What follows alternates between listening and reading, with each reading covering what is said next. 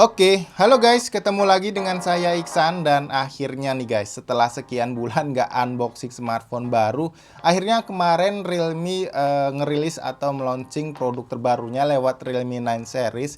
Dan menurut saya smartphone tersebut ada hal yang cukup menarik buat kita bahas guys. Karena itu saya ikutan pre-ordernya lewat JDID. Dan seperti ini dia paket pembeliannya kalau kalian beli lewat JDID guys. Dan saya rasa ya cukup rapi dan aman ya, karena nggak kelihatan penyok-penyok gitu. Oke, biar nggak kelamaan kita langsung aja unboxing paketnya. Ya, aduh sorry. Oke, seperti ini guys. Kita lihat di dalamnya kita bakal dapat apaan. Oke, kayak gini ya. Ada bubble wrapnya dan ini kosong. Kita singkirin aja. Nah, ini dia guys. Dan ini ada struknya ya, seperti biasa. Dan ini adalah Realme 9 Pro ya guys ya. Jadi bukan yang Realme 9 Pro Plus-nya. Cuman ya menurut saya ini cukup lumayan, karena selain harganya ini saya dapat di kisaran 3,4 jutaan karena lewat early bird sale-nya. Dan kalau misalkan kalian beli di luar itu, kalian pasti bakal nyesel guys, karena harganya itu sekitaran 3,9 juta. Jadi sedikit lebih mahal, bukan sedikit malah ya.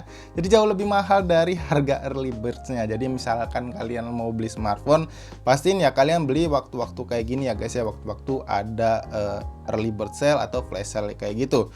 Oke, dan kalau kita perhatikan ya, ini tampilan boxnya benar-benar berbeda ya dari tahun yang sebelumnya, yang mana biasanya didominasi warna full kuning, tapi ini berbeda guys, warnanya agak sedikit orange dan ada list hitamnya seperti ini. Dan menurut saya ini benar-benar all new Realme banget ya, mulai dari tahun ini guys. Dan kalau kita lihat di bagian depan ini ketulis Realme 9 Pro, dan di bagian kanan atasnya ini seperti yang kalian bisa lihat ya, ini ketulis 5G, karena memang smartphone ini sudah mendukung atau support dengan jaringan sinyal 5G guys. Oke, di sisi atasnya ini kosong ya, biasanya ada logo Realme-nya tapi nggak ada apa-apa. Di sisi sebelah kanan ini ketulis Realme, di bagian bawah biasanya di tengah, sebelah kiri juga ini ya, karena ini baru banget jadi ya cukup excited ya buat ngebahas boxnya guys. Di sini ketulis Realme 9 Pro 5G yang menurut saya dibuat cukup menarik ya. Benar-benar dibuat beda dari yang sebelum-sebelumnya guys. Oke, sekarang kita lihat di bagian belakang boxnya. Dan ini ada beberapa key selling point dari smartphone ini. Seperti yang pertama kalian bisa lihat, ini sudah menggunakan chipset terbaru dari Snapdragon tentunya, yaitu seri yang 695 5G prosesor nih guys. Jadi ya cukup lumayan nih kalau kita bahas nanti seperti apa performanya.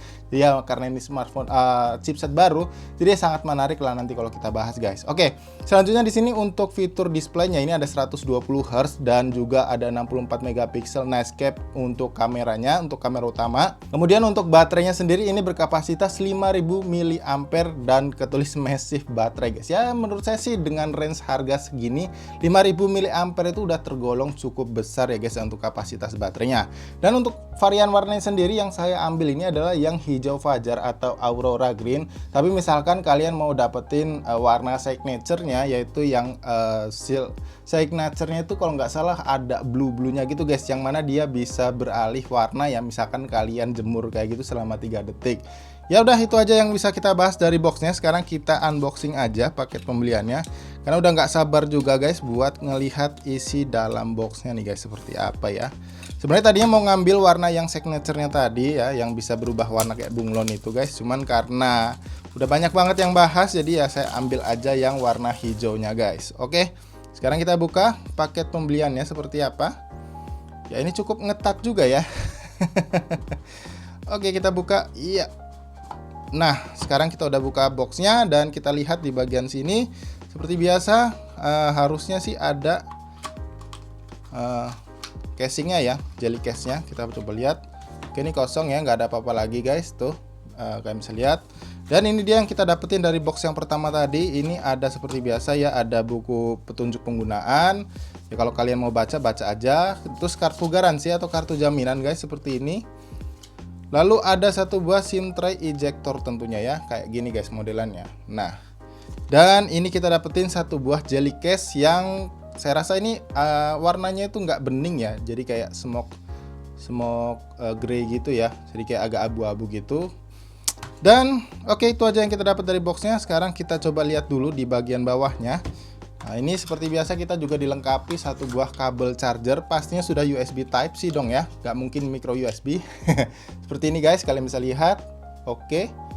Ya, dan satu buah kepala charger maksud saya guys dari Realme yang kalau nggak salah ini output maksimalnya 33 watt guys. Coba kita lihat. Ya, bener aja. Output maksimalnya sebesar 33 watt. Semoga aja kelihatan ya guys. Oke, itu aja yang bisa kita dapetin dari paket pembeliannya. Dan sekarang kita langsung beresin aja ini boxnya supaya kita bisa langsung detail ke smartphone-nya guys. Oke, ini dia smartphone-nya. Sekarang kita coba buka dulu ya, ini plastiknya. Oke. Nah, ini dia warna Aurora Green ya guys. Ternyata masih ada stiker lagi. Kita kletek dulu biar lebih detail lagi guys. Oke, seperti ini. Nah, ini dia warna lengkap dari varian warna Aurora Green-nya. Dan ini cakep banget ternyata ya guys ya. Ada glitter-glitternya itu. Dan sebetulnya untuk jenis warnanya ini agak mirip sama Realme XI yang terakhir kita unboxing di tahun lalu ya guys, kalau nggak salah di bulan November. Cuman nggak tahu ya untuk varian warna yang ini apakah bisa juga berubah kalau kita jemur, nanti ya kita coba pastinya di video reviewnya.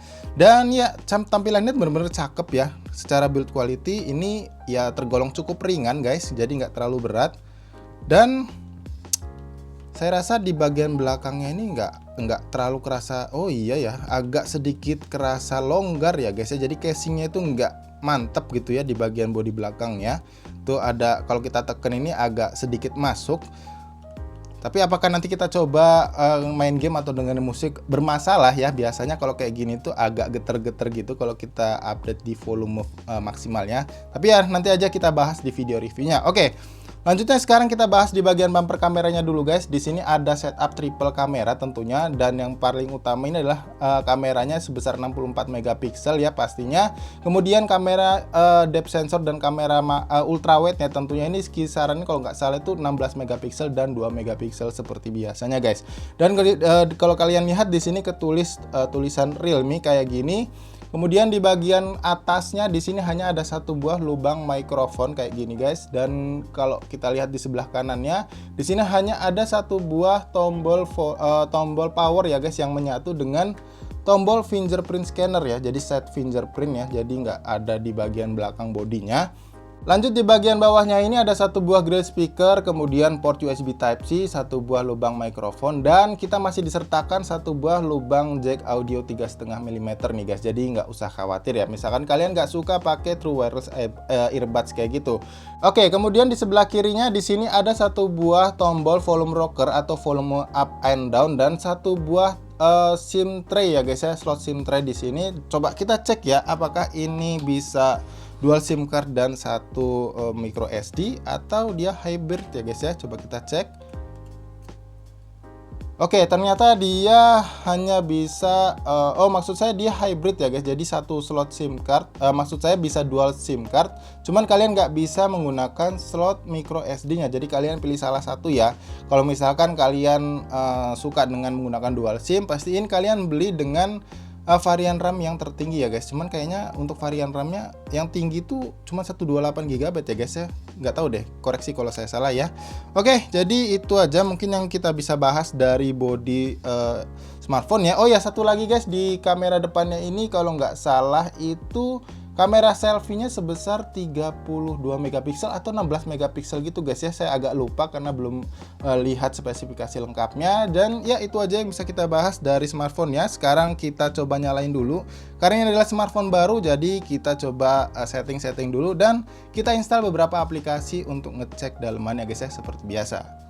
Oke, jadi guys ini dia tampilan layar awal atau layar home screen dari Realme 9 Pro nya. Nah, sekarang kita coba cek ya untuk operasi sistem yang digunakan di Realme ini guys.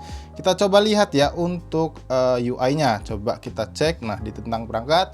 Dan ini kalian sudah mendapatkan di Realme UI versi terbaru yaitu Realme UI 3.0 atau 3.0 guys. Dan untuk Android-nya di sini sudah langsung disediakan di versi Android Snowcone atau yang versi Android 12 ya guys ya, yang kayak gini tampilannya. Dan kalau kalian lihat ya, untuk di smartphone Realme 9 Pro ini juga langsung disediakan untuk expandable RAM, dan secara default dia nyala ya untuk penambahan RAM di 2 GB. Jadi kalau misalkan kalian nggak suka dengan fitur ini, kalian bisa tinggal matiin aja guys. Nah sekarang kita coba cek ya untuk memori penyimpanan internalnya berapa yang tersedia di awalnya tadi guys. Nah di sini saya tadi udah install sedikitnya ada 4 buah aplikasi yang secara total mungkin nggak nyampe di 1 GB guys, jadi nggak terlalu berpengaruh harusnya. Karena itu saya coba dibuka menggunakan aplikasi AIDA 64 maksud saya guys ya, untuk ngecek berapa memori internal yang tersedia. Kalau kalian lihat ya, dari 128 GB ini yang tersedia di kisaran 105,8 GB, yang artinya hanya di kisaran 23 GB-an kayak gitu guys untuk memori yang terpakainya. Dan untuk versi Bluetooth-nya ini udah cukup bagus ya menurut saya guys, di versi 5.1, yang mana kalau kalian hobi menggunakan earbuds pastinya ini udah low latency banget guys. Nah selanjutnya di sini saya mau coba untuk kasih lihat ke kalian untuk CPU-nya, dan yang ternyata di sini nggak tahu mungkin belum terregistrasi dengan baik di aplikasi AIDA 64-nya, karena di sini yang kebaca itu Qualcomm Snapdragon 480 atau 750G.